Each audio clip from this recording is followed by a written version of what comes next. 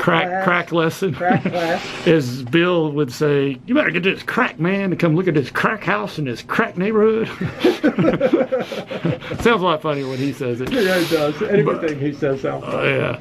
Well, I mean, there's all different types of cracks. And all houses will crack some. The question is what's causing the cracking. If it's like thermal, heat and cold, that sort of thing, a little bit of shrinkage, that's not a big deal. But if you got something going on with the soil that's causing some severe settling, you got problems.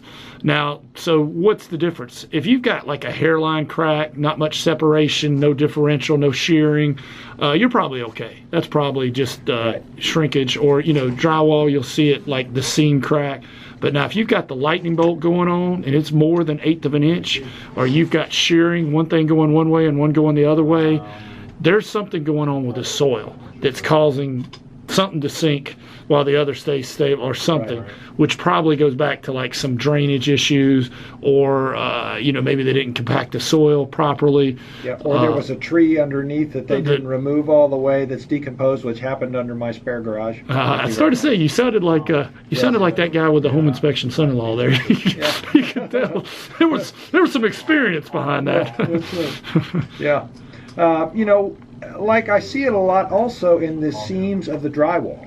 Right. People are all concerned about that, but a lot of times it's just the drywall. Yeah. If you have a straight line crack that's like the seam or the corner of the drywall and it's not separating or anything, that's probably just, whenever they mudded it, eventually, they'll put the joint compound there, it didn't dry completely or something. It's, that's cosmetic. That's nothing to really worry about. But when you start getting that lightning bolt in a pretty good gap and windows and doors aren't opening or rubbing, that's letting you know that's something you're probably going to need to get a foundation contractor.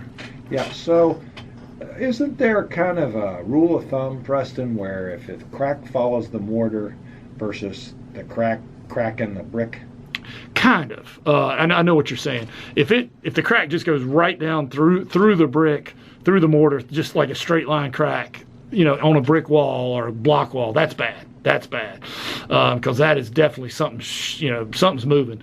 And what you're talking about normally is like a hairline crack that follows the mortar. Step that follows right. The mortar, yeah. If it's just a hairline that's following the mortar, it's not a big deal. But you can get a stair-step crack that actually separates. I've seen some I could put my index finger in, and that was a big deal.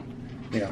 Well, I mean, I think it's always important to keep an eye on these things, and in the reports, you certainly call them out. But I find you have a tremendous amount of experienced guys that go, here it is. Let me show it to you. Sure.